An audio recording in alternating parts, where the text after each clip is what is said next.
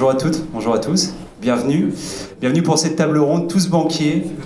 Peut-on se passer de la banque? Vaste question qu'on va aborder ensemble pendant 1h15 avec deux types de spécialistes, les acteurs de la banque et puis les fameux disrupteurs. Vous savez, ces acteurs qui viennent uberiser, qui viennent challenger, j'ai envie de dire, ces acteurs historiques. Et on en a plusieurs avec nous cet après-midi. Avant de les introduire, j'aimerais faire une petite introduction. On parle de plus en plus de transformation numérique, vous l'avez remarqué. Qu'est-ce que c'est la transformation numérique? C'est deux choses. C'est ce que vous voyez en tant que consommateur, c'est l'évolution des business models, c'est l'évolution du produit, la place au service, de plus en plus. Mais c'est aussi la partie non visible de l'iceberg, et on va l'aborder, c'est la transformation interne. C'est le challenge du management, c'est les nouveaux modes de management, c'est le décloisonnement de l'entreprise, c'est l'arrivée de nouveaux profils. C'est des tas de changements internes qui sont donc, j'appelle, partie non visible de l'iceberg, parce qu'effectivement, c'est le premier challenge abordé avant de transformer son business model. Ce qu'on appelle la disruption, effectivement, opérée dans plusieurs secteurs, dans le divertissement. La musique a été le premier vrai secteur impacté. Ça a été le cas dans le tourisme. Vous avez vu arriver Airbnb, qui aujourd'hui est le plus grand hôtelier dans le monde. La question c'est, est-ce que la banque ne sera pas le prochain secteur à vivre ça? Est-ce que les Airbnb, les Uber et autres ne vont pas voir un frère arriver dans le secteur de la banque? Ces questions, on va se les poser, même si il faut dire que les nouveaux acteurs qui ont instauré donc des pans entiers de l'expérience client ont du mal à arriver sur le secteur de la banque, qui est un marché non pas fermé, mais qui demande du temps. Et surtout qui demande de la sécurité. On ne donne pas son argent à n'importe qui. On peut prendre un taxi sans problème. Par contre, on ne donne pas son argent à n'importe qui. Donc effectivement, ça met du temps. Alors les questions qu'on va se poser, quel avenir pour la banque telle qu'elle existe aujourd'hui? Comment est-ce qu'on va échanger de l'argent demain? Est-ce qu'on échangera d'argent entre particuliers comme on le fait aujourd'hui? Ou est-ce que ça va évoluer? Toutes ces questions, on va se les poser à 6 avec mes 5 experts que j'invite un à un à me rejoindre. Éric Charpentier de Paynem, on peut l'applaudir. Et une start-up de paiement entièrement numérique et qui permet en fait de régler depuis le site internet, depuis l'application, eh bien, des achats, son loyer, des services à la personne et des tas de choses. Bonjour. Bonjour. Je t'en prie. Thierry Merkel de Wizid, qui est donc une plateforme de financement participatif qu'on appelle crowdfunding. On peut l'applaudir. Et qui permet donc aujourd'hui à vous et moi, aux particuliers, eh bien, de financer des projets d'entrepreneurs, des projets de start-up. Comme Paynet. Voilà. Benoît Legrand, d'ING Bank, qui est le CEO d'ING Bank. ING Bank, un acteur à mi-chemin entre la banque historique et puis ses pure players, puisque c'est un acteur en ligne qui est né, on en parlait tout à l'heure, avant même les Google et autres, mais qui est vraiment un acteur que j'ai envie de qualifier de pure player, qui nous parlera justement de sa vision, comment un acteur qui est né il y a quand même plus de 20 ans se transforme aujourd'hui et prend en compte ses nouveaux usages. On a également la chance d'avoir parmi nous Philippe Chanet, de Banque Populaire Occitane. Bonjour Philippe. Qui est donc responsable innovation. Vous voyez que le mouvement est en marche, puisque même chez les banquiers aujourd'hui, on a des responsables innovation pour prendre ces nouvelles vagues disruptives qui est en cours. Donc Banque Populaire, pas la peine de présenter, c'est une des 17 banques régionales du groupe BPCE. Et puis enfin, Nicolas Marchandise d'Advise, qui lui, avec sa start-up, eh bien, propose un système de gestion copilotée qui vous permet de garder la maîtrise de votre épargne sans être seul face au marché. Voilà. Bonjour messieurs, et on notera que c'est une table ronde 100% masculine. On peut huer. Alors, ma première question, elle est très simple, elle est pour Benoît. Il faut savoir que Benoît, vous avez écrit un livre qui s'appelle Changeons la banque. Ma question, qui va changer la banque? Et est-ce que les banquiers sont capables de changer la banque? Merci. Est-ce que les banquiers sont capables de changer la banque? Je ne pense pas que c'est d'eux que viendra l'impulsion majeure, on va dire ça comme ça. Donc oui, donc c'est un bouquin qui explique un peu que d'abord les banquiers ne sont pas tous des voleurs, ni que toutes les banques ne sont pas des casinos, et que voilà, les banquiers dans leur extrême majorité sont des gens sérieux et qui depuis des générations gèrent votre argent. Après il y a des excès, mais Voilà, on a des excès dans la pharmacie, on a des excès dans différents domaines. Mais globalement, les banques sont, depuis la nuit des temps quand même, un élément moteur de l'économie et sans lesquels tous les entrepreneurs, en fait, en général, n'auraient pas pu non plus créer leur entreprise. Donc elles sont décriées, mais pas forcément un moteur de changement et de remise en question fondamentale. Donc moi je suis plutôt à me dire que non, ce ne sont pas en tout cas les acteurs traditionnels qui seront de nature à changer en fait la banque, parce que la banque recouvre un certain nombre de domaines et que bon, la thèse que j'ai, et on aura l'occasion d'en débattre certainement, est que aujourd'hui les Français payent 10 milliards de frais bancaires, que pratiquement 70% des Français ne recommandent pas leur banque, mais que uniquement 3% d'entre eux changent de banque. Et donc, qui va changer la banque? Je ne pense pas les banquiers qui, de manière générale, et c'est compréhensible aussi, ont un certain intérêt à ce que les choses ne changent pas trop. En revanche, je pense que ceux qui changeront le plus la banque, ce sont les consommateurs, les clients, qui aujourd'hui ont un pouvoir qu'ils n'avaient pas par le passé. C'est eux qui, avec leurs pieds, vont pouvoir aujourd'hui, grâce à cette digitalisation et tous les changements du numérique, ont de plus en plus cette capacité à faire changer les choses et à imposer aux banques une remise en question fondamentale qui arrivera. Elle arrivera, à mon avis, bon gré, mal gré, mais elle arrivera. Et la chance qu'a le monde bancaire par rapport à celui de la musique ou du voyage qui se sont fait ubériser déjà extrêmement rapidement et violemment, c'est que changer de banque c'est compliqué, que c'est une implication beaucoup plus grande, que c'est vrai que prendre un taxi et puis se dire qu'on a payé 3 € de plus et qu'on n'est pas content de l'expérience, c'est pas grave, c'est peu impliquant. Changer de banque, garder son épargne, avoir un commerce qui dépend d'un banquier, voilà, il y a des implications qui sont beaucoup plus grandes, mais qui aujourd'hui amènent des changements que ces clients vont imposer aux banques, parce que c'est eux aujourd'hui qui reprennent le pouvoir, recherchent une banque qui les rend plus autonomes, qui leur permet eux-mêmes de gérer leur argent. Voilà, vous voulez tous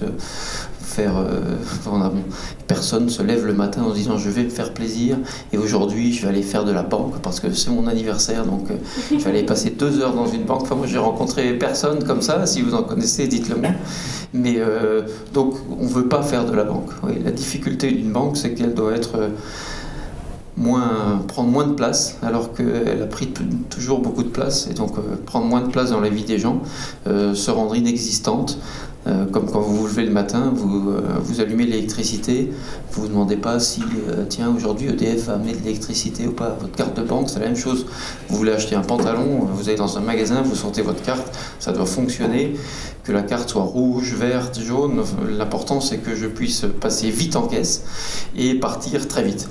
Et que quand j'ai un problème avec ma banque, qu'on me le solutionne. Donc il y a une difficulté aussi dans cette remise en cause du modèle de la banque, de se dire que la banque est peut-être moins utile ou moins centrale que ce qu'elle n'a été par le passé, et qu'il existe aujourd'hui des voies latérales qui permettent de l'éviter et qui vont, à mon avis, s'intensifier.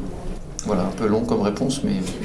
Mais très dense, mais très complet. Non, mais effectivement, c'est un sujet qui est très vaste, et je me tourne maintenant vers notre banquier, j'ai envie de dire, du jour.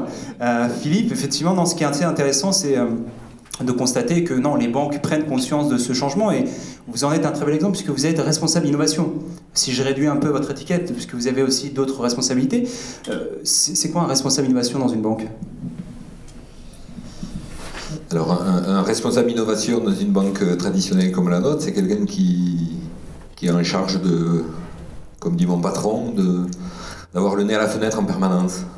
Donc sur les banques de notre groupe, sur les banques concurrentes, mais aussi sur les autres secteurs d'activité, de manière à capter les bonnes idées et effectivement à s'adapter à notre marché, au marché qui évolue, et capter les besoins de nos clients de manière à vraiment pouvoir les suivre. Voilà. Par rapport à ce que disait Benoît, je souscris tout à fait. Et je trouve en même temps qu'on est donc effectivement poussé par nos clients, et qu'on a toujours, quelque chose qui me rassure aussi quelque part. On a toujours prouvé une certaine capacité d'adaptation du secteur bancaire. On s'est adapté à une évolution très très forte il y a une vingtaine d'années dans notre modèle économique. On avait une réduction de plus en plus importante de nos marges d'intérêt, donc il a fallu qu'on commence à tarifer. Ça a amené des réactions par ailleurs, hein, mais enfin, en tout cas, on a su à un moment donné s'adapter. On a vu arriver, Benoît en est le bon exemple, on a vu arriver début des années 2000 les banques en ligne. Ça devait signer la mort des agences, ça n'a pas été le cas. Il y a eu également une grande phase d'adaptation. Et on voit que dans le cadre de la digitalisation aujourd'hui, on montre aussi une certaine capacité d'adaptation sur des outils de signature électronique. Donc on s'est mis en méthode agile sur un certain nombre de nos projets informatiques de manière à pouvoir distribuer et mettre à disposition de nos clients des versions régulières d'appli sur tablette, sur mobile, de manière à ce qu'ils aient rapidement les outils qu'ils souhaitent pour faire pouvoir accéder à l'autonomie qu'ils réclament. En fait, c'est ça. Ça c'est aussi l'adaptation qu'ils nous demandent. Ils nous poussent vers pouvoir être autonomes, mais en même temps, c'est le côté dichotomique des choses. C'est qu'ils souhaitent avoir malgré tout un interlocuteur dédié, qui soit présent, disponible, compétent. Donc ça demande de notre part là aussi une véritable capacité d'adaptation. Ça va pas être évident, on va devoir se passer le micro tout au long, mais on va faire avec. Je me tourne maintenant vers Eric, puisqu'Eric, au moment de préparer cette table ronde, effectivement, vous me disiez qu'avec Paynem, vous défendez l'idée que le client est capable de gérer par lui-même. Comme le disait Benoît, le client, c'est la clé en fait, c'est celui qui va dessiner la banque de demain. Mais est-ce que ça veut dire que c'est la fin du métier de banquier, si les clients est capable de gérer par lui-même? Question un peu... Je pense que j'ai pas le bon voisin en fait aujourd'hui. Non, mais je pense que Benoît l'a bien introduit au début. C'est Paynem et les autres acteurs de la fintech. On va pas révolutionner la banque, puisqu'en fait c'est déjà les consommateurs qui veulent révolutionner la banque en fait. Et donc nous on est à contre-pied de ce modèle-là de vouloir ubériser, révolutionner. Nous on revient finalement à la base de la banque, parce qu'attendre les clients d'une banque, c'est un endroit où on peut garder son argent en toute sécurité, avoir des moyens de paiement, donc des cartes aujourd'hui, et avoir des moyens pour financer ses projets. Donc nous on a introduit la cagnotte pour les événements familiaux, mais c'est de plus en plus aujourd'hui des collectes pour financer des projets personnels, voire professionnels aujourd'hui. Et ce que veulent aujourd'hui les consommateurs, c'est justement pouvoir accéder et disposer assez facilement de leur argent. Voilà, donc ils sont vraiment au cœur du système et ils veulent plus subir des applications aussi bien soient faites soient-elles, mais sur lesquelles il y a toujours derrière un conseiller qui vient valider des opérations.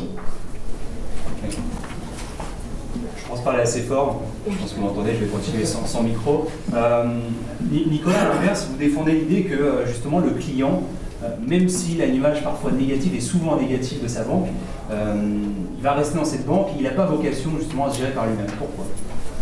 Alors, c'est surtout un constat. On est plus de 15 ans après le lancement de l'épargne en ligne en masse. Il faut se souvenir quand même qu'en 2000, il y avait 40 courtiers en ligne qui existaient en France. Ils ont tous été consolidés chez les quelques acteurs actuels et surtout rachetés par des banques de détail, pour l'essentiel, qui ne les ont pas développés, qui n'ont pas développé l'offre. Il y a un seul exemple qui est effectivement ING qui lui, n'a pas eu une maison mère française et qui avait des réseaux d'agences, mais tous les autres ont été concentrés sur une offre pour des spécialistes, pour des gens qui avaient envie d'être leur propre banquier, leur propre trader et tout. Or, je suis désolé, mais la plupart des gens ne veulent pas devenir agent de voyage quand ils réservent un voyage, ils ne veulent pas devenir banquier ou trader pour leur épargne. Ils veulent non pas des outils, ils veulent des solutions. Ils veulent d'abord qu'on s'intéresse à leurs besoins.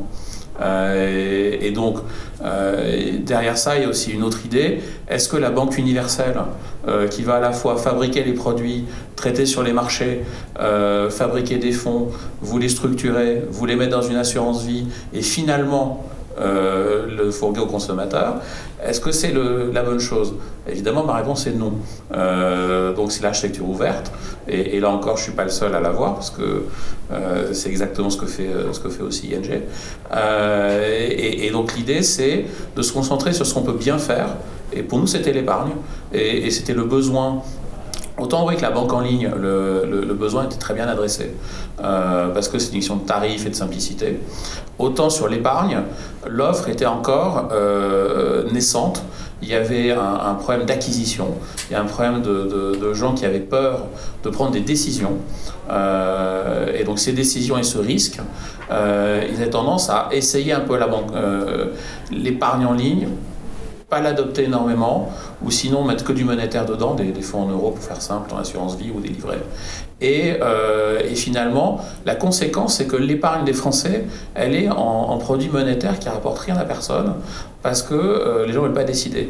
Et donc, le problème n'était pas les outils, le problème c'était les solutions, c'était trouver un moyen, grâce à Internet, d'industrialiser le process du conseil financier, c'est-à-dire s'intéresser aux besoins du client, lui exprimer ce qu'on a compris, lui faire une proposition qui lui correspond, qui lui permet d'investir directement dans une solution qui lui convient. Donc ça, c'est quand même le rôle du conseiller à la base. Et grâce à la technologie, on a pu arriver chez Advise à créer cette première chose. La deuxième chose, c'est que la meilleure des idées, le meilleur des conseillers n'a pas raison tout le temps. Et surtout pas dans le temps. Et la deuxième problématique, c'était le suivi. Et c'est même la plus grande problématique aujourd'hui pour tous les épargnants, en ligne ou pas en ligne, c'est de suivre leur épargne, de suivre l'évolution de leur épargne et de faire les actions correctives qui sont nécessaires. Parce que là encore, des alertes qui vous disent vous avez gagné, vous avez perdu, tous les courtiers en ligne en font, des relevés de compte en ligne, toutes les banques en ont. Mais qu'est-ce que vous faites de cette information ? Est-ce que c'est une volatilité normale ? Est-ce que finalement vous êtes toujours dans la bonne direction ? Est-ce qu'il y a des changements à faire ? Et là encore une fois, une notion de conseil arrive. Donc il y avait des solutions qui existaient qui s'appellent des mandats gestion. Et on a trouvé qu'il fallait innover vers une autre alternative qui était d'être le copilote de l'épargne, c'est-à-dire comme un vrai conseiller d'aller informer le client qu'on a détecté un changement à faire, lui expliquer ce changement, libre à lui de l'exécuter directement ou de faire autre chose, comme dans la vraie vie. Et donc là, encore une fois, la technologie nous a permis d'industrialiser le process pour que ce soit faisable en quelques clics, simple et compréhensible. Vous parlez de copilotage, ça tombe bien puisque Thierry, si on parle un peu de WIZID, vous allez encore plus loin, puisque dans le copilotage, il y a le copilotage de financement, j'ai envie de dire, c'est-à-dire qu'on se cofinance avec le consommateur. Donc là, on est vraiment totalement autonome, indépendant des banques. Qu'est-ce qui vous a amené aujourd'hui à créer cette entreprise ? Alors on a créé WIZID en 2008, on ne parlait pas de crowdfunding à l'époque, hein. On est vraiment maintenant presque des dinosaures de la profession. En fait, ce qui nous a conduit à créer WIZID, c'est la rencontre de deux besoins. Le premier besoin connu de longue date des startups et des jeunes entreprises innovantes qui n'arrivent pas à trouver des fonds propres en France, en Europe aussi, et donc qui traversent cette equity gap, cette vallée de la mort du financement initial, de l'amorçage, et ils ont du mal à trouver les 100 000 à 1 million, premier million d'euros pour développer leur entreprise. Donc ça, c'était quelque chose de connu. J'étais à l'époque à l'incubateur Midi-Pyrénées, j'ai accompagné beaucoup de porteurs de projets qui ont laissé au milieu du gué sans fonds propres. Puis d'un autre côté, en 2008, les Français, les particuliers, les épargnants se sont un peu détournés du marché boursier. Ils ont fait le constat que des fonds communs de placement n'étaient pas forcément très, très pertinents pour eux, et surtout ils avaient envie de maîtriser le choix de leur investissement. Et donc c'était dans ces prémices-là qu'on a créé WIZID pour permettre finalement à des actionnaires, des particuliers, des investisseurs particuliers, via le web, de devenir actionnaires de petites entreprises non cotées dont ils n'avaient pas accès au préalable. Tout ça grâce au web participatif et aussi aux coûts qui sont relativement faibles grâce à ces technologies à coût marginal zéro, puisque chez WIZID, on peut devenir actionnaire d'une entreprise du catalogue à partir de 100 €. Bon, merci pour ce panorama, on a pu vraiment poser les bases. Maintenant, je propose de nous intéresser aux données dans le secteur bancaire, puisqu'effectivement c'est le nouveau pétrole, j'ai envie de dire, sans données on ne fait plus rien. Et en parlant de ça, justement, Benoît, ma question est très simple. Aujourd'hui, avec les GAFA qui arrivent, on parle d'un état de secteur d'activité disrupté. Pourquoi? Parce que ces GAFA en fait ont le plus de données possibles et imaginables sur vos clients. Un ordre d'idée, l'iTunes d'Apple, Apple aujourd'hui a des données sur 800 millions de personnes, des données bancaires, de cartes bancaires de 800 millions de personnes. Est-ce que ça veut dire qu'à moyen terme, vos vrais concurrents, ce ne sont pas les banques, mais ces acteurs? Oui, les banques resteront quand même certainement encore de concurrents sérieux pendant un bout de temps, mais de manière générale, je pense qu'on va commencer à devoir penser différemment de la manière dont on pensait par le passé, qui était de se dire la distribution fait de la distribution, la pharmacie fait de la pharmacie, la banque fait de la banque, et on va penser plutôt en termes de plateforme où, moi dans mon bouquin, je parle d'hypermarché, mais de la finance, c'est un peu le principe, c'est de se dire l'objet d'aller chercher le plus de clients possible dans votre hypermarché, et puis après derrière le client choisira les produits que vous allez pouvoir lui vendre, avec toujours ce même combat entre ce que je m'appelle Coca-Cola et j'ai un pouvoir un peu différent, ou bien est-ce que je m'appelle le biscuit produit blanc de marque de distributeur, auquel cas on m'achètera si on veut bien. Mais ce pouvoir en fait est en train justement de changer, et ces grandes plateformes qui sont les GAFA notamment, et je pense que c'est là qu'est vraiment l'enjeu, ne sont pas forcément intéressées par le paiement, elles sont intéressées par l'information qu'il y a derrière le paiement pour pouvoir le monétiser.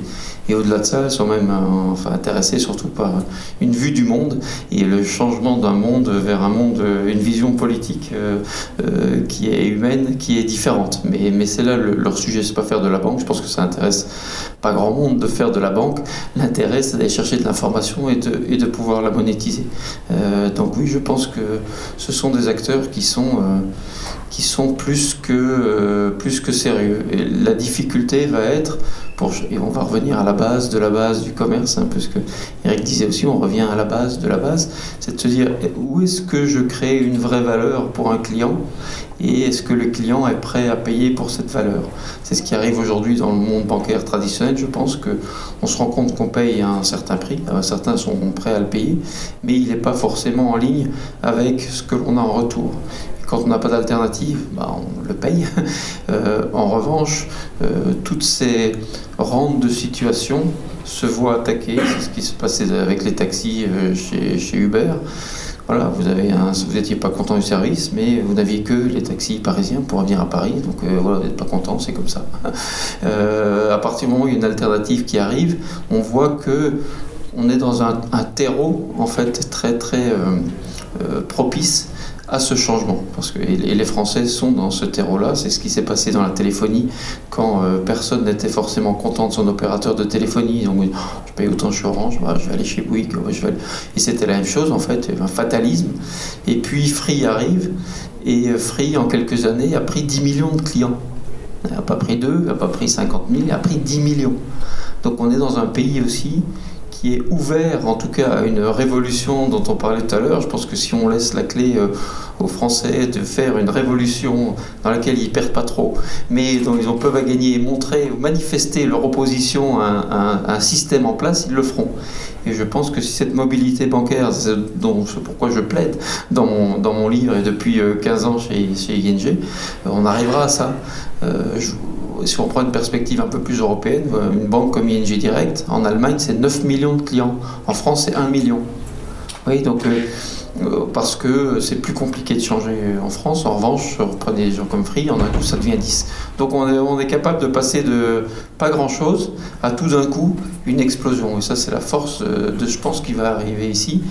Est-ce que les banques vont le faire elles-mêmes, ou est-ce que c'est ces GAFA qui vont arriver à l'imposer? De toute façon, je pense que c'est un combat perdu. Donc le tout est de savoir, est-ce que l'on veut le jouer et être un acteur, ou bien est-ce que l'on est passif en se disant mais non, ça va pas arriver, ça n'arrivera pas. Je pense que c'est là le débat. En tout cas, chez Banque Populaire Occitane, vous n'êtes pas passif puisque vous vous intéressez à ces sujets. Et d'ailleurs, comment est-ce que vous abordez ces datas? Comment est-ce que vous les traitez concrètement?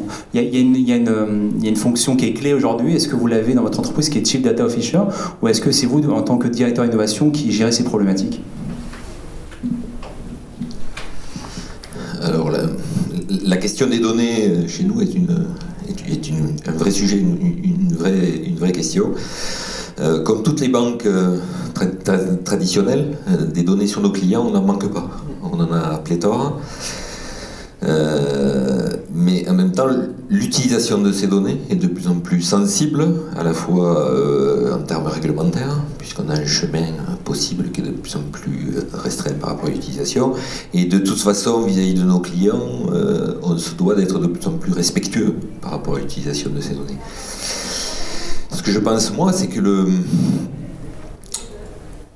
la vérité sera sur la valeur d'usage qu'on va apporter au client et le vrai plus qu'on va apporter au client. Si c'est utiliser de la donnée pour l'arroser de mails publicitaires en lui proposant des choses, ça ne va pas marcher. Par contre, si on lui apporte un vrai plus en termes de propositions, on travaille actuellement par exemple sur l'analyse comportementale du fonctionnement des comptes en termes de sécurité. Si on détecte un éventuel changement comportemental, on va interroger le client, tout simplement. On a noté un retrait d'un montant important, je ne sais pas, à New York par exemple. Est-ce que c'est normal? Est-ce qu'on vous demande de vérifier? Donc si c'est une utilisation de ces données-là pour vraiment apporter quelque chose au client, ça va fonctionner. Après, effectivement, est-ce que ce sera nous qui pousserons l'utilisation des données ou est-ce que ça sera fait par quelqu'un d'autre? C'est aujourd'hui une grande question, mais en tout cas, nous, on est vraiment sur ce sujet-là. Ma question est un petit peu la même pour Eric, Thierry et Nicolas.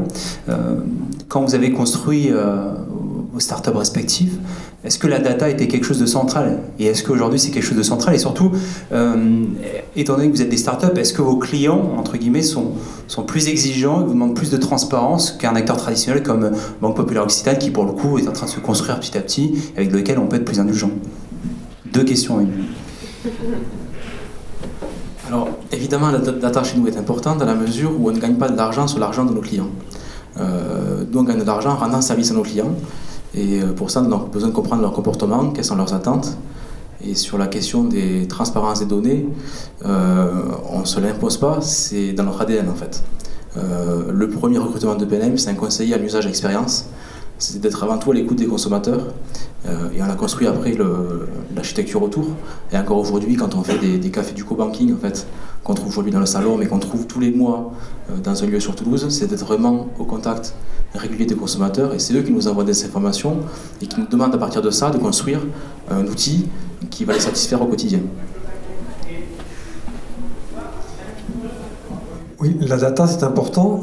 Bon, quand on démarre une start-up, en principe, on a des données sur le marché, mais on n'a pas de data a priori. Donc, il y a deux choses sur les data. Il y a l'information qu'on va récupérer. Il y a l'information réglementaire aussi. Il faut savoir que autant PNAME que WICID, et sans doute que Analyse, on est régulé par l'autorité des marchés financiers ou l'autorité de contrôle prudentiel et résolution. Donc, c'est vraiment des gendarmes qui nous régulent. Et nous, on est des jeunes professions, on est régulés depuis le 1er octobre 2014.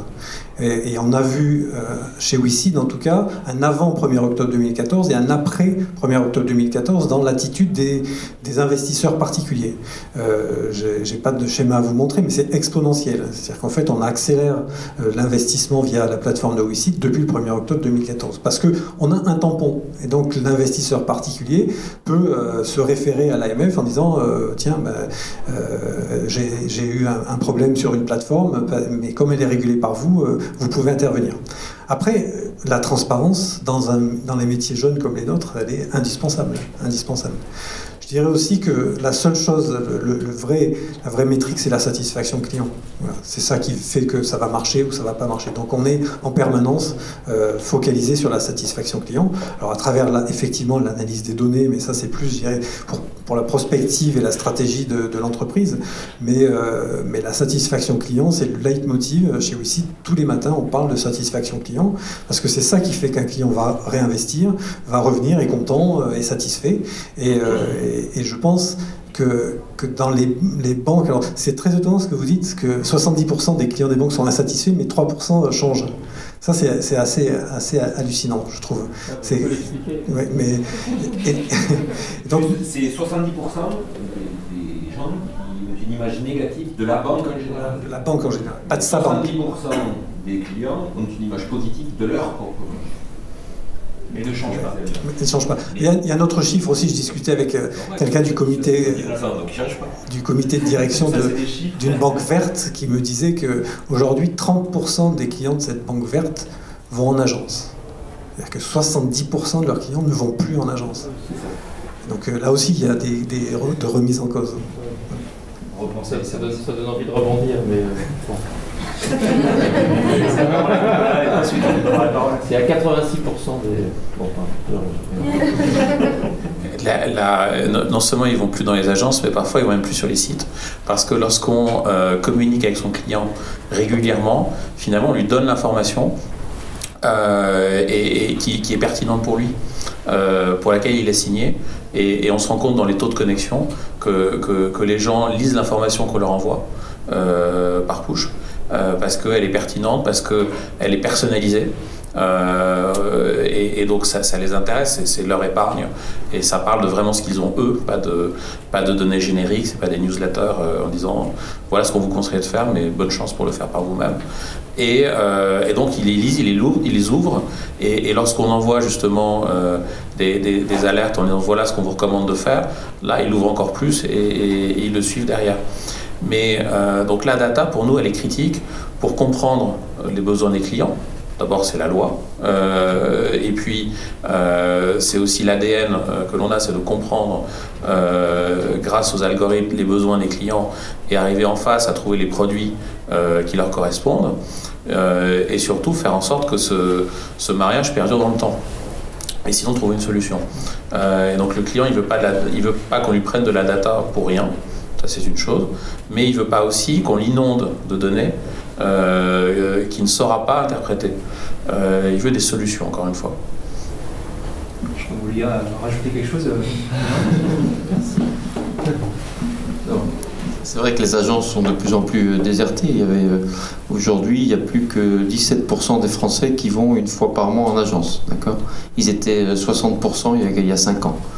Donc, c'est des chiffres qui viennent de Bain & Company, donc d'une société de conseil externe. Mais ce qui est plus intéressant encore, c'est ce qu'ils font en agence. Et de nouveau, cette même étude de Bain nous dit que dans 86% des cas, ils y vont pour y traiter des opérations administratives. Donc pas pour aller parler au conseiller, c'est uniquement parce que pour aller chercher un chéquier, c'est parce que mon code ne fonctionne plus, ou parce que... Mais le conseil est dans 16% des contacts uniquement, il y a un vrai conseil. Donc après moi,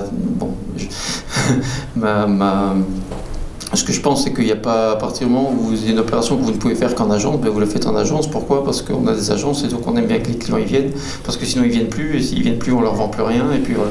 Donc il y a un système qui est comme ça et qui est organisé de cette manière-là. Mais voilà.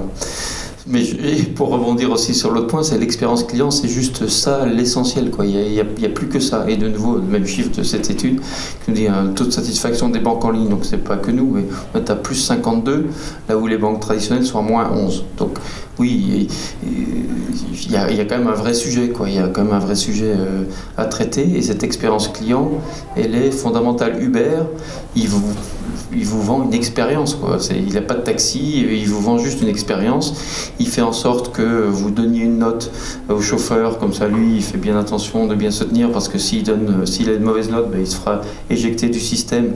Le chauffeur met une note sur vous-même, donc vous en tant que client vous vous tenez bien aussi, parce que sinon ça va vous coûter plus cher de prendre votre taxi, et puis peut-être qu'il y aura moins de taxis qui viendront vous chercher.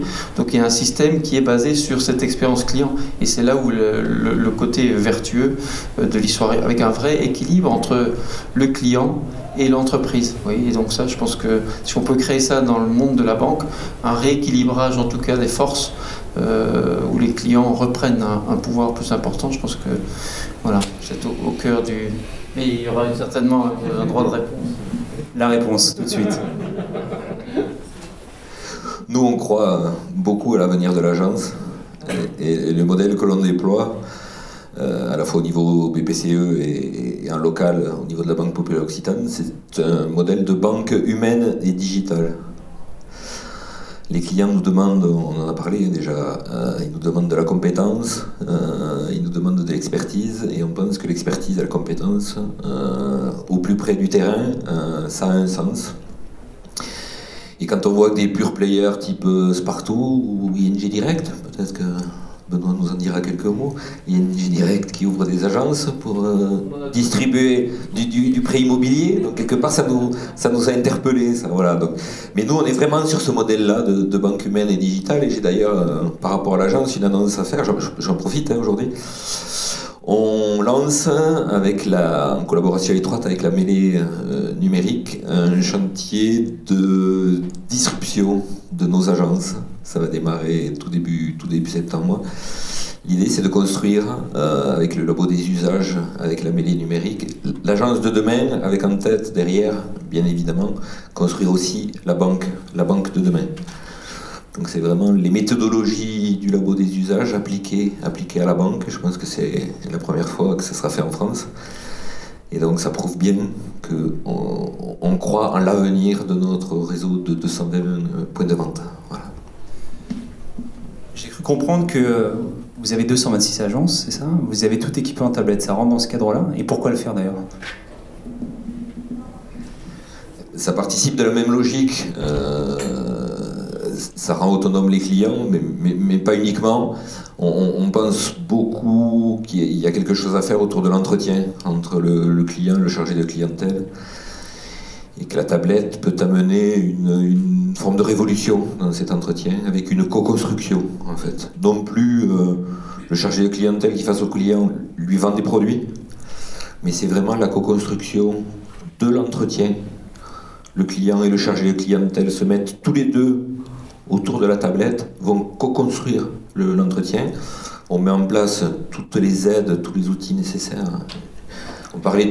Jusqu'à maintenant, on parlait d'outils de vente, mais là, ça va être pour le coup des outils d'achat. Et où les premiers éléments qui semblent nous donner raison, mais on reste tout à fait prudent par rapport à ça, on est pragmatique. Les premiers éléments dans les expérimentations qu'on va pu faire, c'est que quand on teste ce type d'outils avec nos clients en entretien, à la fin de l'entretien, ils nous disent « Et ces outils-là, je peux les avoir chez moi directement ?» Donc en fait, on a transformé l'acheteur, le client à qui on vendait un produit, à un véritable acheteur. Et je pense que là, c'est un vrai plus dans notre processus de vente. Quelque chose à rajouter? Oui. Thierry? Oui, chez WICID, on a deux profils d'investisseurs. Le premier, c'est un investisseur qui a entre 30 et 35 ans, qui investit 500 € la première fois, 1200 la deuxième et 2000 la troisième. Et puis un autre type de profil, 45-75 ans, qui lui investit... Alors le premier achète une aventure entrepreneuriale, le deuxième achète plus un business plan, une rentabilité. Et donc celui-là, entre 45 et 75 ans, la première fois, il met 1500 €, la deuxième fois 5000, et la troisième fois... parfois beaucoup plus. Mais ce dont on se rend compte, c'est que autant sur la deuxième partie, sur ce profil-là de 45-75 ans, il y a une notion de proximité. Donc on a déployé des agences, enfin des points en région, paradoxalement pour un pure player, parce qu'il a besoin d'être rassuré, d'avoir quelqu'un pas très loin de chez lui à qui il peut parler. Par contre, sur la partie 30-35 ans, sur les digital natives, rien de tout ça. Et donc là, je pense qu'il va y avoir une vraie disruption pour les clients, les futurs clients. Et eux, ils ont... Le coup de la tablette, sans doute, c'est intéressant, mais je ne suis pas sûr que eux, ça soit les bons clients, quoi. Thierry, Nicolas, ça m'intéresse. Vous êtes des acteurs de l'immatériel, j'ai envie de dire. Comment vous percevez l'évolution de l'agence ? Est-ce qu'elle va continuer à exister? Sous quelle forme? Ou est-ce qu'elle va tout simplement cesser d'exister? Pour annoncer l'ouverture d'une centaine d'agences de PNM, donc on va lancer des chéquiers en fait. Voilà, un nouvel outil de paiement révolutionnaire, le chéquier. Non, l'agence effectivement. Alors après, il y a des moments où on prend le contre-pied de ce qui peut se faire dans le digital. Aujourd'hui, on sort la revue du co-banking, qui est une revue papier qu'on adresse à nos clients. Et là, pour le coup, on est sur des choses que les banques ont abandonnées à un moment donné en se disant ben non, les gens veulent du digital, donc on va plus leur envoyer des papiers. Mais nous, on revient dans un chemin inverse, en créant à nouveau du lien, mais en retravaillant énormément le contenu qu'il y a dans cette revue, où on adresse vraiment l'économie collaborative en général, puisqu'aujourd'hui, ce que les gens cherchent dans notre modèle aujourd'hui de de banque collaborative, c'est de, si je veux payer effectivement un commerçant, un professionnel, j'ai un schéma traditionnel de banque, mais avec PNM, si mon commerçant en face finalement est un particulier, j'ai le même niveau de garantie et d'assurance que si c'était un professionnel. Donc c'est des nouvelles expériences où aujourd'hui et demain, on est tous à la fois des acheteurs, des vendeurs, des commerçants de biens et de services à tour de rôle, et de façon professionnelle ou pas, et le consommateur dans cette démarche-là, il veut avoir le même niveau de garantie et d'assurance. Voilà, donc après sur la question des agences, pour nous ça en est très très loin. Ce qu'on veut, c'est être effectivement à l'écoute en permanence. Donc la relation client PNM, c'est du chat, c'est de l'email, c'est du Twitter, enfin voilà, c'est tous les outils plutôt digitaux. Mais je dis pas que demain on ira là aussi à contre-pied, pas créer des agences, mais des formats plus espèce de pop-up ou des petits camions, je sais pas quoi. Enfin voilà, on trouvera quelque chose, c'est sûr. Oui, juste pour illustrer, chez WeSeed, on fait des roadshows physiques dans les grandes villes. Et donc, quand on regarde les personnes qui viennent, ils sont entre 50 et 100 et sont toujours, la moyenne d'âge est plutôt au-delà de 45 ans. Et on fait des WeSeed Live, donc directement tous les jeudis via Hangout de Google. Et là, quand on analyse, ce sont toujours des gens qui ont moins de 35 ans. Voilà. Chez Advise, on n'a pas prévu pour l'instant de faire des agences. Nous, notre constat, c'est que la raison pour laquelle les gens viennent chez nous, c'est parce qu'ils n'ont pas le service dans leur agence, justement, ou pour les raisons non bancaires, type assurance, ils ont de la vente, mais ils n'ont pas de suivi. Et donc finalement, le quart d'heure de vente,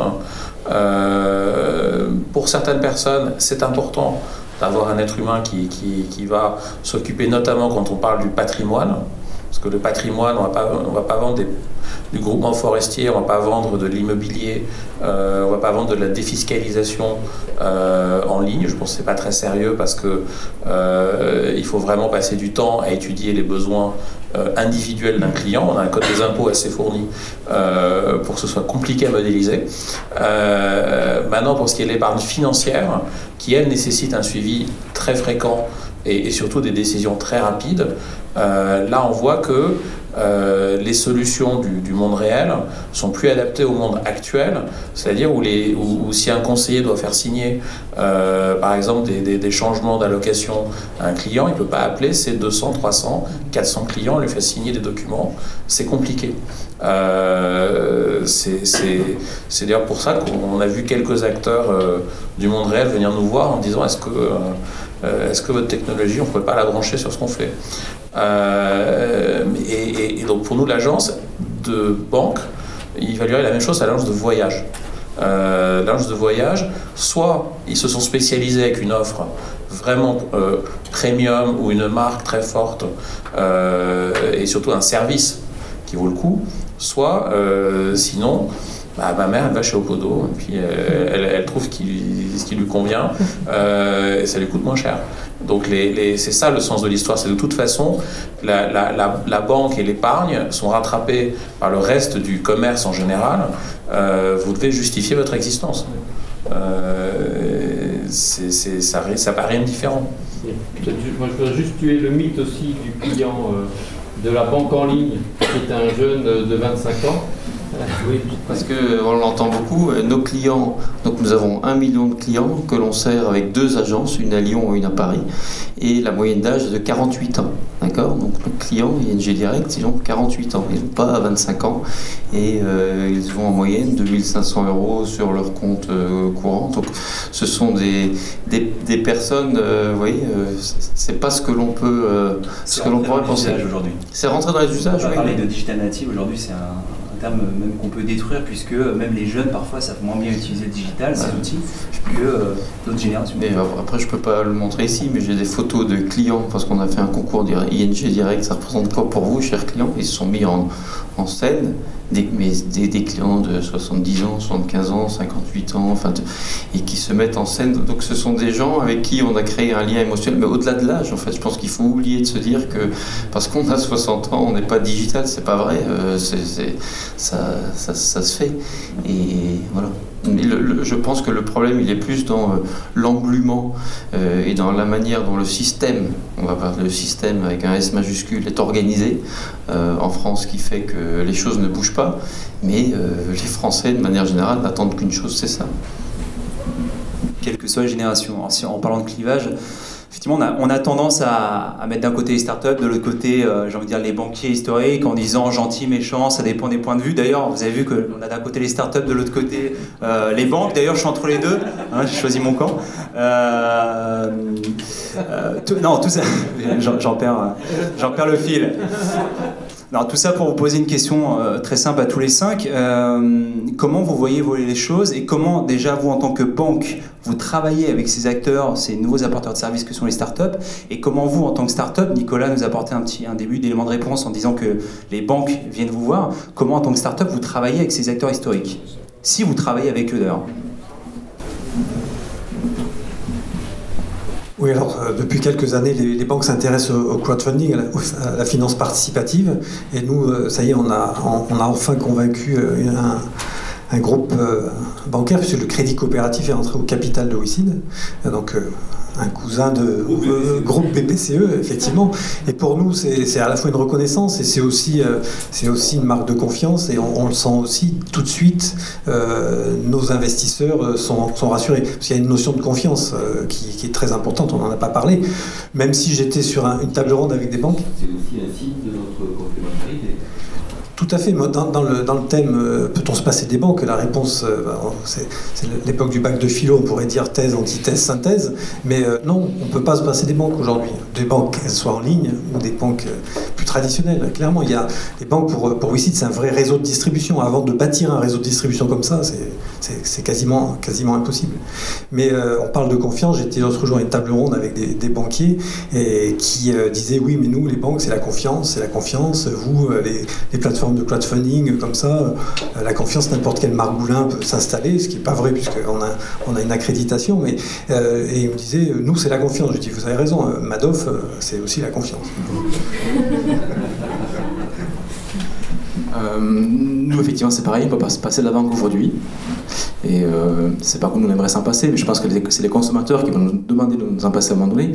On est, Thierry l'a dit tout à l'heure, on est aussi régulé, et un peu à la manière des opérateurs téléphoniques il y a quelques années, le marché est ouvert, mais il y a aujourd'hui des fournisseurs traditionnels qui fournissent les tuyaux, et donc aujourd'hui on travaille avec les banques parce qu'on a besoin de tuyaux, et qu'aujourd'hui, même si on est régulé, on n'a pas la capacité à déployer nos propres tuyaux. Donc on a besoin encore des banques à ce niveau-là. On est évidemment aussi régulé par l'AMF et la CPR, donc on respecte les mêmes règles. Et il faut bien stocker l'argent quelque part. Donc nous, on le stocke chez un assureur qui s'appelle Generali. Il faut bien utiliser des moyens de paiement. Là aussi, c'est utile. Non, je pense que c'est pas la banque dont ça se passer, c'est son banquier.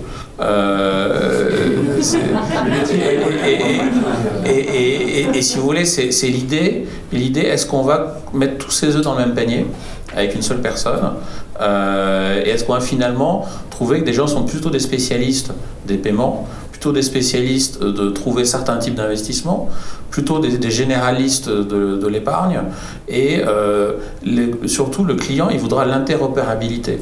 Ça, je ne veux pas avoir des silos et faire le travail par moi-même. Dans la banque, la révolution a déjà eu lieu aussi avec des gens comme Bankin ou autres qui vous permettent de dire très bien, j'ai envie d'avoir un relevé, vous ne voulez pas me le donner, je me le crée moi-même. Et ça sera la même chose dans l'épargne, ça sera la même chose dans d'autres types d'investissements.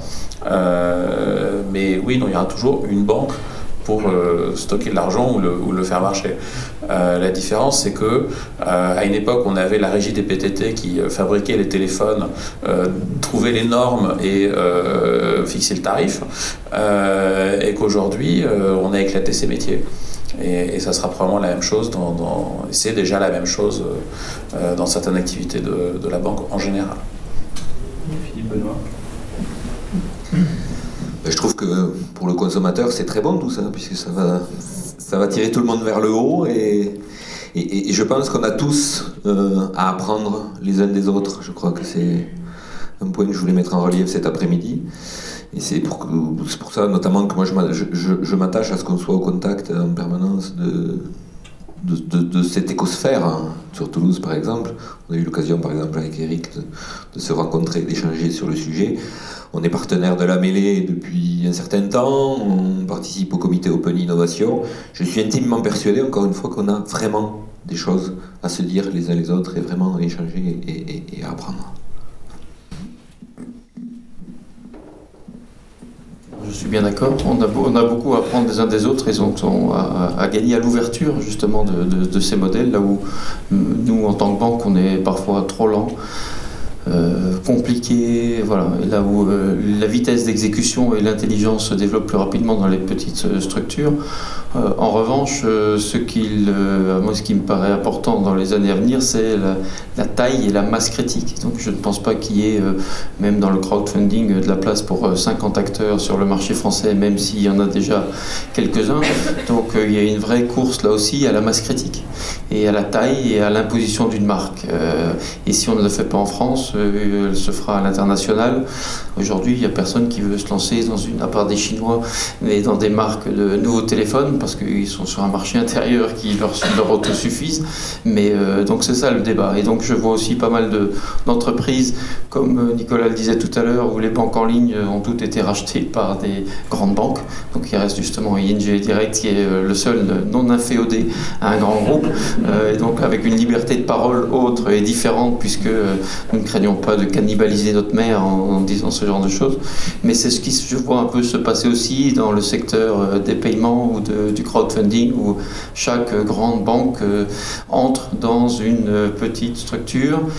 Et je pose la question très sincèrement, est-ce que c'est pour la développer ou est-ce que c'est pour l'empêcher de croître? Donc c'est la question que j'ai, parce que les banques en ligne, vous voyez, je prends une banque comme la nôtre, on a 9 millions de clients en Allemagne, on en a un en France. Pourtant, les solutions sont plus ou moins similaires, mais il n'y a pas eu une impulsion sur le marché lui-même pour pousser ce genre de solution, puisque toutes les banques ont été inféodées. Et je me pose la question, est-ce que sur le marché français, on n'a pas ce risque-là, où cette collaboration est-elle vraiment d'égal à égal et avec une volonté de développement, ou une manière de maîtriser la croissance du marché ou le développement de concurrents? Question très sincère, mais très sincèrement ouverte. Si d'ailleurs l'un d'entre vous veut commencer à ouvrir et essayer d'y répondre. Donc les 8 millions de clients qui restent, ils sont pour nous en fait, c'est ça? Voilà, d'accord. Il faudrait qu'on ouvre 4 agences de plus. Non mais en fait... Mais c'est vrai qu'on disait tout à l'heure que j'ai oublié le fil mon truc, mais... Les banques aujourd'hui, on en a besoin en termes de tuyaux. Aujourd'hui, donc, on va lever des fonds plutôt avec un cousin éloigné de la banque. Et on ne voulait surtout pas effectivement avoir un acteur bancaire dans notre capital pour effectivement avoir ce risque-là de se retrouver, être un peu l'alibi innovation, il le fait très bien dans son domaine, d'être l'alibi innovation d'une banque. Donc on tient vraiment à notre indépendance. Et c'est effectivement c'est les consommateurs qui feront la décision à l'arrivée. Mais un peu, enfin on parlait des PTT, mais entre-temps il y avait France Télécom, et voilà, on est un peu à cette étape-là aujourd'hui où il y a des anciennes banques qui sont vraiment les tuyaux auxquels il faut absolument passer aujourd'hui dès qu'on est régulé, et après des nouveaux acteurs comme Free ou Wii qui vont arriver sur du mobile, et donc on est, nous les fintech, à ce moment-là, à pouvoir passer dans des tuyaux et aller capter les consommateurs finaux. Je vous encourage tous à lire le dernier bouquin de Jérémy Rifkin qui s'appelle la société à coût marginal zéro, dans lequel il développe l'idée d'un nouveau paradigme et d'un nouveau capitalisme sur les communaux collaboratifs. Communaux collaboratifs où finalement on passe d'une vision de propriété à une vision de partage, pour faire simple. Et nous, effectivement, on a eu cette réflexion chez WeSeed en disant est-ce qu'on fait rentrer une banque? Pourquoi on fait rentrer une banque? Crédit coopératif, il y a le mot coopératif, communaux, collaboratif, coopératif, on sent qu'on a le même ADN. On va voir effectivement dans le temps, c'est tout récent, hein, ça date du mois dernier, et puis on leur a laissé qu'un tout petit % du capital, donc du coup c'est nous qui maîtrisons tout. Voilà. Je crois qu'effectivement, il y a un choix à faire. Est-ce qu'on veut un acteur bancaire ou non à son capital? On voit que certaines banques mutualistes ont eu dans leur ADN, je prends le cas de Crédit Mutuel RK par exemple, qui a su faire développer quelques acteurs tout en les laissant se développer. Linkso par exemple est avec eux, Litchi également, et Prédunion aussi d'ailleurs. Donc c'est pas incompatible. Après ça dépend de l'ADN de l'acteur bancaire et de sa capacité justement à dire je vais accompagner mais je vais pas digérer finalement cette évolution. Il y a une autre chose assez nouvelle, c'est que on a une intégration quand même européenne qui arrive et que jusqu'à présent les startups étaient limitées à la France, notamment dans le domaine financier, parce que les réglementations n'étaient pas encore harmonisées, elles s'harmonisent de plus en plus. Et le vrai enjeu qui va exister, c'est est-ce que grâce au digital, on passe d'un pays à l'autre.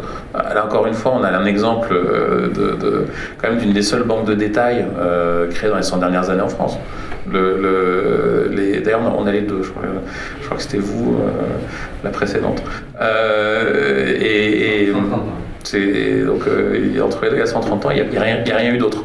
Et c'est le seul exemple d'un acteur étranger qui s'est implanté durablement et de manière et du succès en France, alors que toutes les autres banques de détail physiques avaient battu en retraite. C'est le premier exemple. Et on pense que sur l'épargne, ça va être la même chose.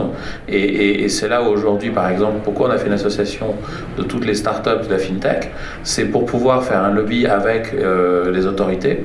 Et on est très soutenu là-dedans par Bercy en disant, soit justement on peut collaborer avec des banques et on peut aller attaquer du marché européen, soit au contraire, ce sont les gens d'autres pays, peut-être moins régulés que nous ou différemment, qui viendront prendre l'épargne, les paiements des Français. Parce qu'eux pourront se financer sur une base européenne de clientèle, avec 300 millions de clients potentiels, quand nous, on sera avec 60 millions. C'est le vrai enjeu, il est là. Il est de dire justement, oui, il n'y aura pas 50 plateformes de crowdfunding, mais à l'échelle européenne, il y en aura quelques-unes qui vont dominer parce que des règles vont s'harmoniser. Et donc, on a besoin de ce soutien pour que la régulation ne soit pas un obstacle au développement, mais au contraire une arme qui permet d'aller conquérir des marchés.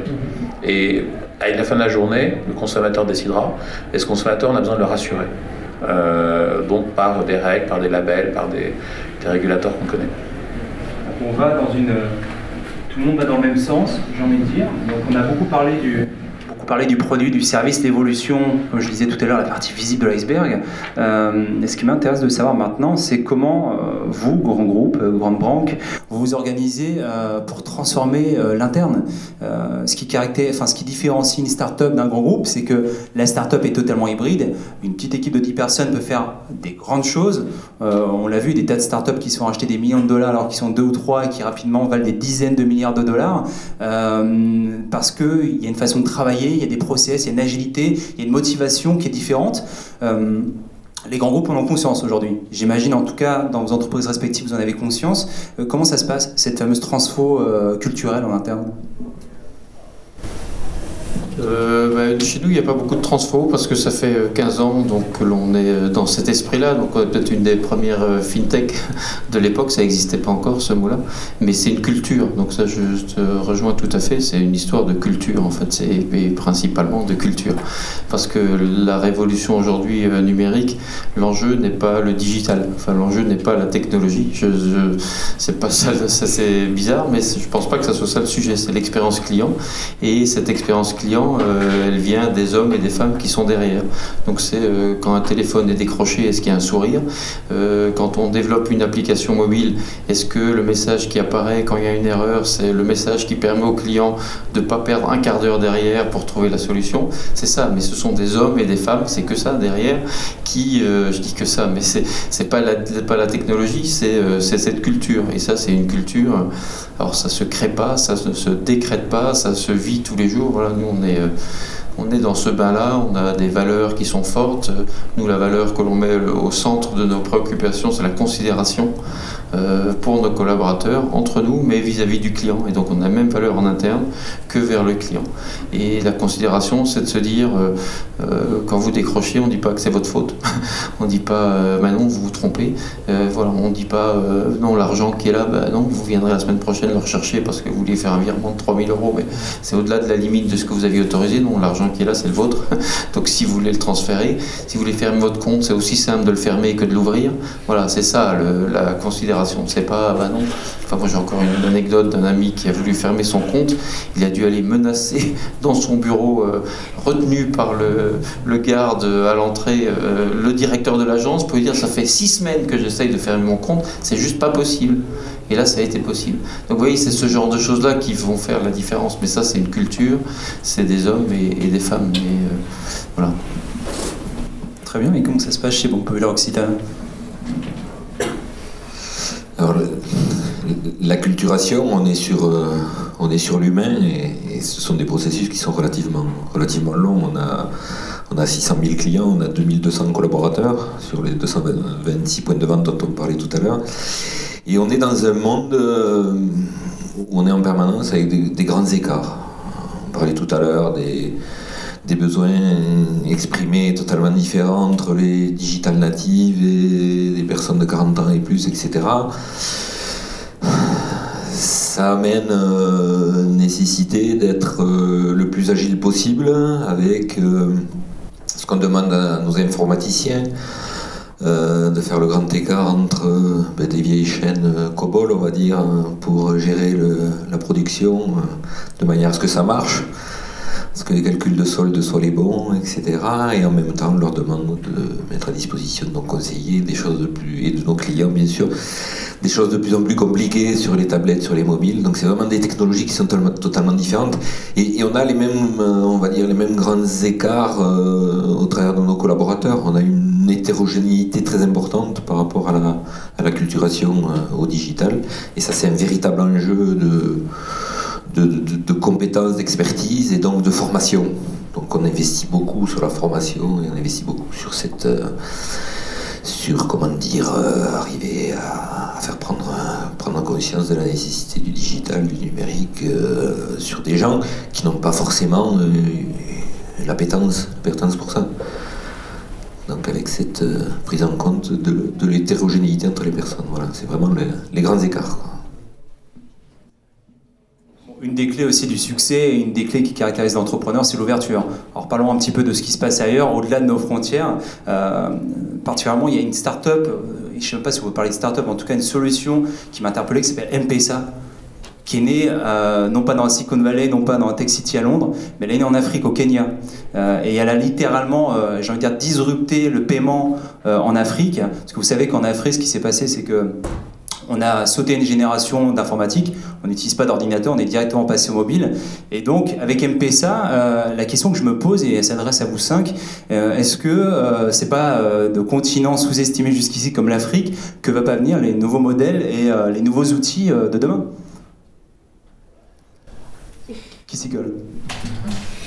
Je pense que les nouveaux modèles viennent de partout, donc oui, ils vont venir de là. Je ne suis pas sûr qu'ils viennent plus d'Afrique que d'ailleurs. Moi, l'Asie, à mon avis, sans doute un peu plus, où on voit là des applications qui sont quand même extraordinaires et qui partent pas forcément de la banque. Donc c'est WeChat, par exemple, avec, voilà, on en parlait tout à l'heure, tu disais 700 millions, moi j'ai 600 millions, mais enfin ils doivent être à 700 millions. C'est une messagerie, c'est un messenger. C'est un réseau social, WeChat, effectivement, 700 millions d'utilisateurs. C'est juste une plateforme sociale qui, au bout d'un moment, a dit à ses utilisateurs, voilà quelques services, je vous propose de renseigner votre carte bancaire, et puis après, vous allez pouvoir payer votre taxi, payer des tas de choses.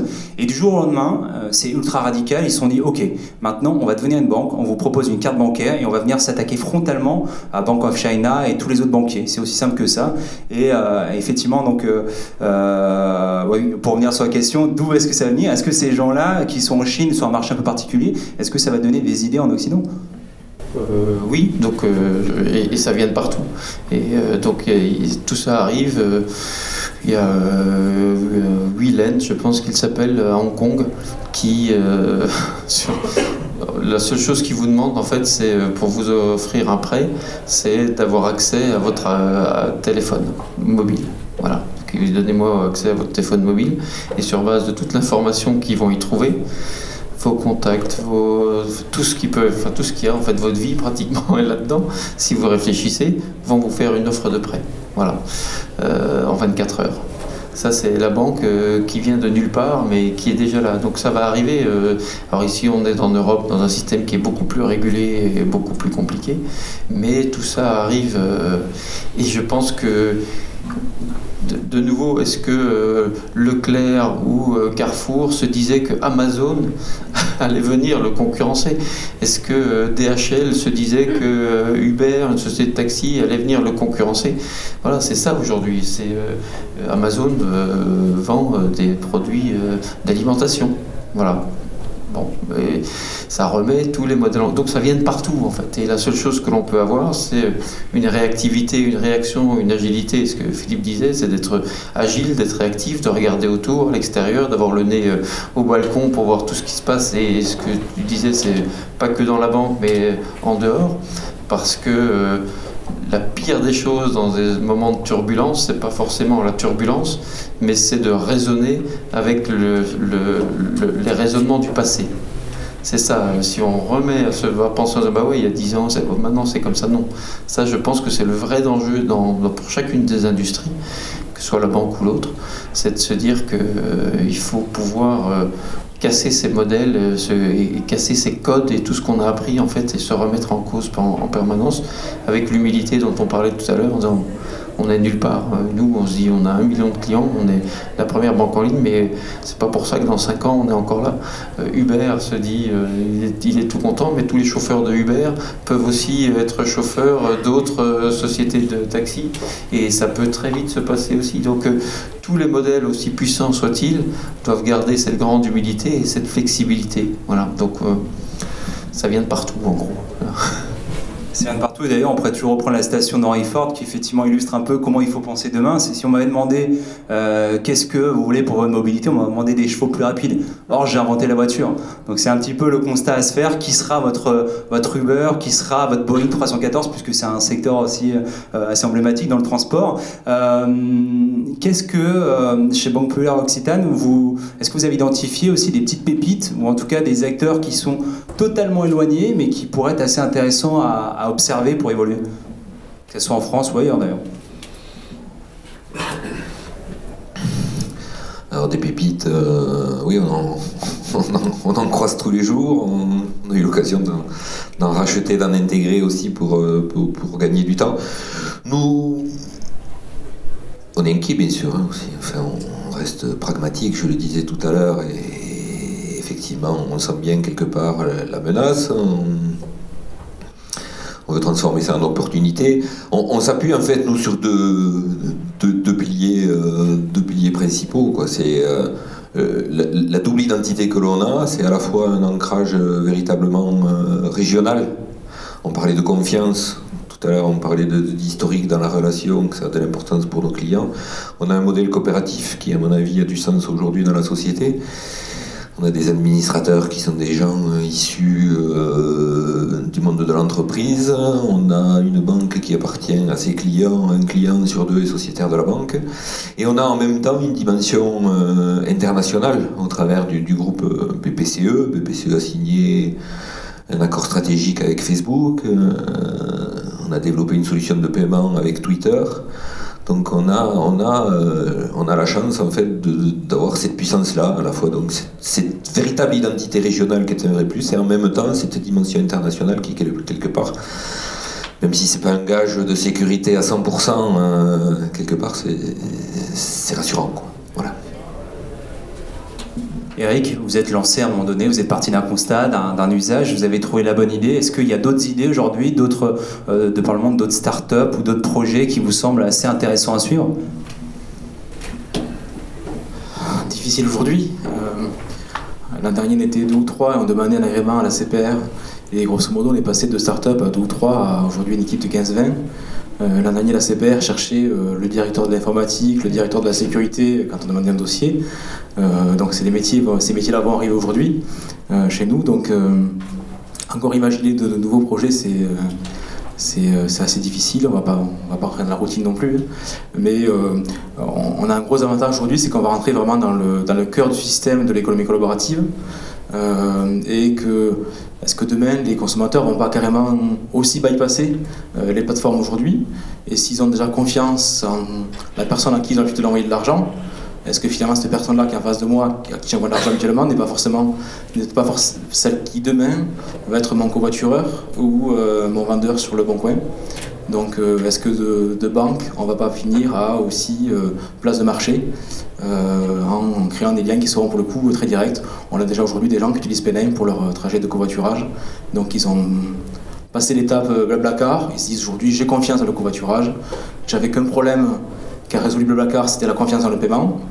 Si Pename amène la confiance dans le paiement et que j'ai quelque part aussi des covoitureurs à côté de chez moi, il y a des places de marché dont j'ai plus besoin. Voilà. Thierry, une question, et comment vous voyez évoluer votre marché qui est spécifique et sur le crowdfunding?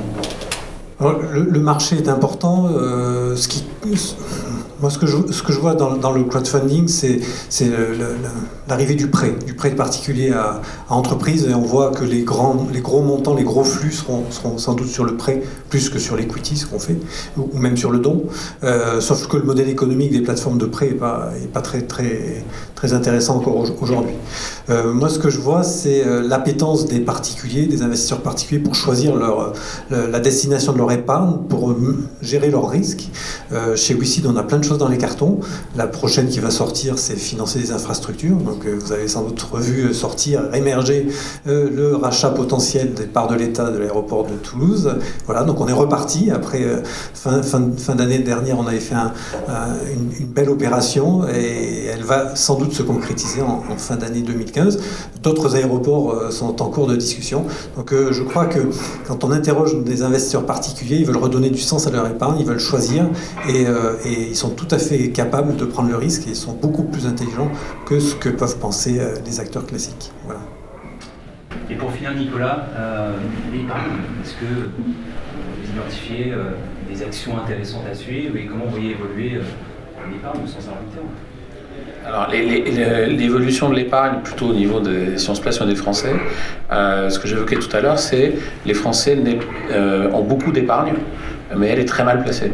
Elle est placée beaucoup en immobilier, mais l'épargne financière est énormément en produits monétaires, qui en réalité rapportent à personne, ni à leurs propriétaires, parce qu'avec des taux à zéro, ça ne rapporte rien, ni aux intermédiaires et aux banquiers, parce qu'ils n'ont pas forcément l'utilité, en plus avec tous les ratios qui sont arrivés de ce cash disponible, et pas à l'économie non plus. Parce que c'est pas réinvesti si dans l'aide de l'État, mais pour le reste ça ne l'est pas, et encore une fois le sens, ça va être d'arriver à guider et d'accompagner les épargnants pour trouver des produits qui leur conviennent, d'intégrer d'autres classes d'actifs, et pourquoi pas justement aussi après tout il n'y a pas d'opposition entre épargne financière et le crowdfunding et d'autres types d'investissements, ça fait partie du patrimoine et l'épargne des Français, et développer toujours plus des solutions pour accompagner le client. Parce que l'investissement c'est une chose, mais le suivi de la pertinence de cet investissement, à quel moment il faut le récupérer, à quel moment il faut l'en sortir, et c'est ça que demandent les épargnants partout. Donc c'est ça le challenge. Sur ces derniers mots, je vous propose maintenant de poser vos questions, si vous avez des questions, et j'imagine que vous en avez des tas.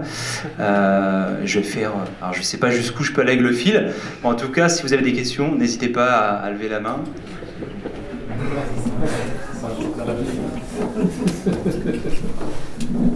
Oui, moi je suis un petit peu impatient là, dans ce discours. J'ai appris un tas de choses intéressantes. Mais dans le titre « Tous banquiers », je pensais qu'on incluait également les clients, les épargnants. Et donc, voilà, je me pose la question de savoir si la révolution ne va pas venir de l'information qui est faite aux clients de la banque sur ce qu'on fait de son argent. Je crois que là, il y a un gros manque. Parmi les interlocuteurs, quelqu'un pourra certainement me préciser le montant qu'il y a de déposés sur les livrets A ou en assurance vie. Je crois que c'est des milliers de milliards. Je crois que c'est 1600 milliards. C'est 1500 milliards d'assurance. C'est 3500 milliards d'épargne en général, oui. Dont 1500 milliards sur l'assurance vie. Oui. Et 100 milliards sur les livrets réglementés. Bon, c'est 3500, on va s'arrêter là, 3500 milliards d'épargne générale, et aucun épargnant ne demande ce qu'on fait de son argent. Heureusement. Pardon ? Heureusement, sinon il le retirerait. Il le retirerait. Bon, peut-être que la prochaine révolution, la vraie révolution, ce sera justement de faire de l'information aux clients. Peut-être que la vraie révolution viendra de là, et je pense que Wizid, par exemple, Thierry, répond en partie à cette question de l'épargnant qui veut savoir ce qu'on fait de son argent. Voilà. Je crois que la prochaine révolution, elle n'est pas dans la technologie.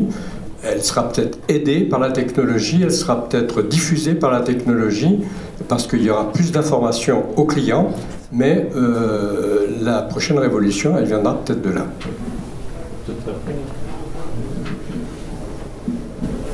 Donc on en revient à la transparence, effectivement, qui est un enjeu clé. Petite remarque, oui. Non, une réponse. Réponse, ok. Donc oui, je pense qu'il y a beaucoup d'informations. Après, il faut savoir ce que l'on veut avoir comme information. Voilà, nous, je parle pour nous, on a 15 milliards de fonds gérés, 3,5 milliards en assurance vie, donc c'est pratiquement 10 milliards d'épargne. De l'autre côté, on prête presque autant aux entreprises françaises. Alors, ça ne vous suffit pas comme réponse en tant qu'épargnant. Le tout est de savoir quelle est la granularité que l'on veut avoir dans l'information. Ici, vous l'avez directement en disant je vais investir dans Payname, c'est votre choix, vous savez très bien où il va. Mais oui, c'est très très compliqué en tout cas de pouvoir répondre si les banques doivent aller. Enfin, on peut ouvrir tous les bilans, mais je ne pense pas que ça ait beaucoup de sens non plus. Je pense que. Non, mais il ne s'agit pas d'ouvrir les bilans, il s'agit au moins de donner une information aux gens, aux épargnants. Moi, je suis très étonné quand même que les épargnants ne s'intéressent pas à ce qu'on fait avec leur argent. Ça, vraiment, c'est un mystère pour moi. Quand on voit la masse d'argent qu'il y a, qu'on laisse faire ça... Fatalisme. Je trouve ça bizarre. Je peut-être juste vous donner quand même un chiffre. En l'espace de 7-8 ans, on a divisé par 2 le nombre de comptes titres en France. Le nombre de comptes titres. On peut mettre des actions détenues par des Français, a été divisé par 2 en l'espace de 7-8 ans. Or, un compte titre, c'est quand même là où vous pouvez mettre des parts d'une société que vous connaissez, qui peut être cotée en bourse, ou non cotée d'ailleurs pour certaines. Or, le fait qu'on soit passé le chiffre autour de 8 millions à 4 à un arrondi près, est quand même un signe que l'épargnant a besoin qu'on l'accompagne dans son choix. Parce que la bourse, elle existe, les titres, ils existent, ça peut être des PME, ça peut être des grandes entreprises. Pourtant, on passe de 8 millions à 4 millions. Donc ça veut bien dire que la solution de débrouillez-vous par vous-même, elle est intéressante, mais elle a besoin d'avoir quand même du conseil, elle a besoin de propositions. C'est aussi ça que recherchent les gens.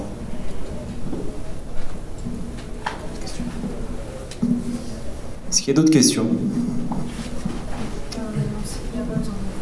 Je vais essayer quand même, je prends le risque. Je doute de plus en plus, mais bon. Je vais demander de vous lever du coup. Bonjour. Alors donc j'avais vu aussi une étude qui est parue, je crois, en octobre, qui disait que finalement les fintech se saisissaient des morceaux les plus rémunérateurs de la banque, et donc finalement ils laissaient aux banques les morceaux moins rémunérateurs. Donc voilà, je voulais avoir un avis là-dessus. Bah oui, c'est... Vrai ou pas vrai? Ah bah, c'est vrai, ouais, et c'est normal. On ne lance pas une boîte pour aller chercher de l'argent où il n'y en a pas, donc on va en chercher là où il y en a. Clairement, je vous disais tout à l'heure que l'avenir du crowdfunding, enfin les grands flux du crowdfunding dans le monde et en France, ça va être sans doute le prêt. Et chez WeSeed, on s'est dit, est-ce qu'on y va? On a les moyens, on a le back-office, on peut le faire. On ne connaît pas bien ce type d'entreprise, mais bon, on peut acquérir des compétences. Mais quand on regarde le modèle économique, de prendre entre 1 et 2% du flux, pour vivre, il faut qu'il y ait des centaines de millions d'euros qui passent sur la plateforme.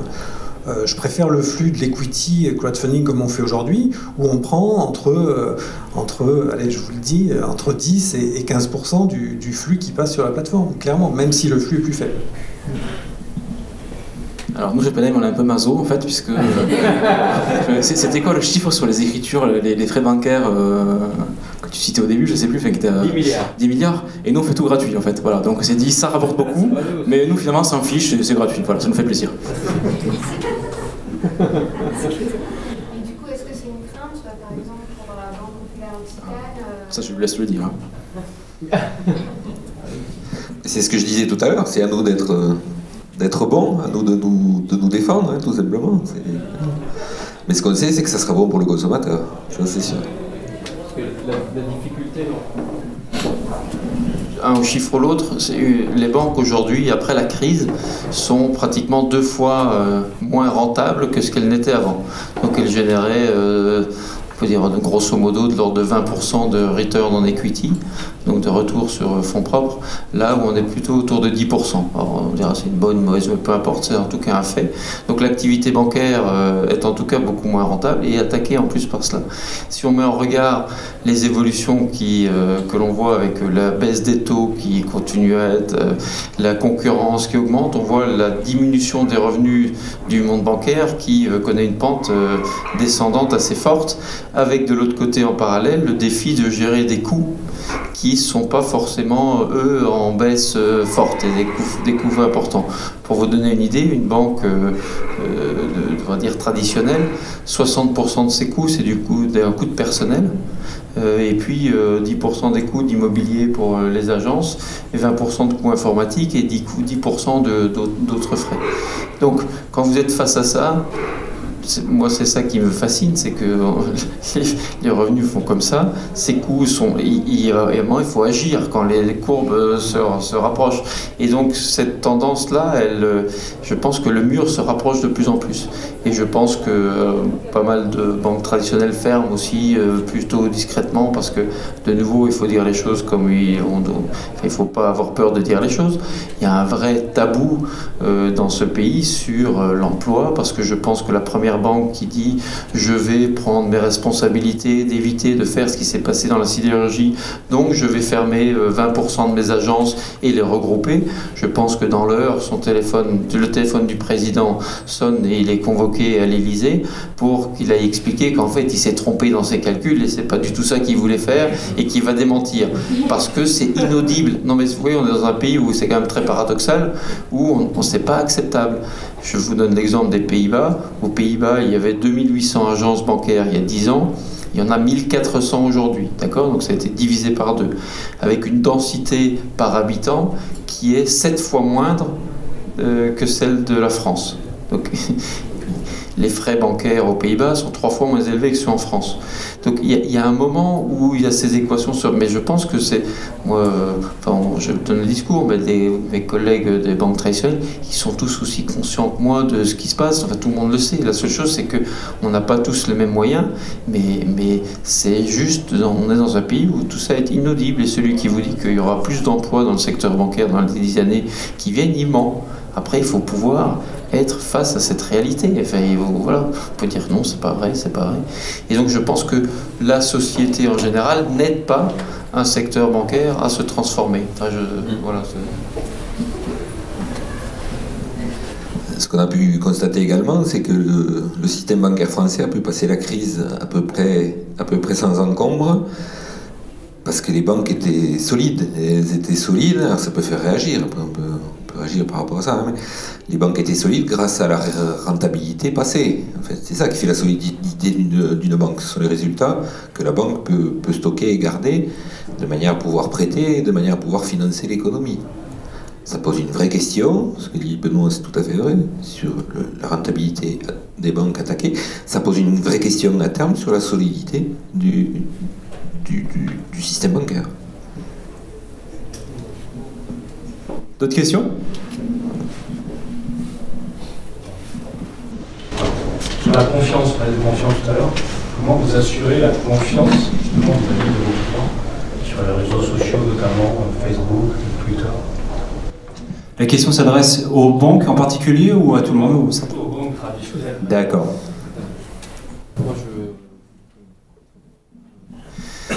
Donc nous, on a 100 000 fans sur Facebook, mais on ne s'est jamais battu, on ne les a jamais achetés, et ce n'est pas le sujet. La seule manière de construire, c'est d'être vrai, authentique, de répondre aux problèmes et d'être très réactif. Je pense que c'est la seule manière de faire, et je trouve que ces réseaux sociaux ont cette vertu de pousser aussi toute l'entreprise à une vraie réactivité, et c'est un vrai, on ne peut pas y échapper. Et moi je me réjouis aussi parfois des clients qui interviennent pour répondre à des questions. On a créé ce qu'on appelle le ING Web Café, qui est un lieu de rencontre aussi pour des clients et non-clients, pour échanger sur tous ces sujets-là. Donc on demande aussi à nos clients de répondre à d'autres de nos clients. Voilà, donc je pense que c'est par l'ouverture, par la transparence et par l'authenticité qu'on s'en sort. On m'a fait signe qu'on a largement empiété sur le temps qui nous était accordé. Donc je vous invite, n'hésitez pas à venir nous poser vos questions décidément, vos questions en direct, on sera un plaisir de vous répondre. Et merci à mes 5 intervenants, pour les applaudir. Merci à tous pour votre présence.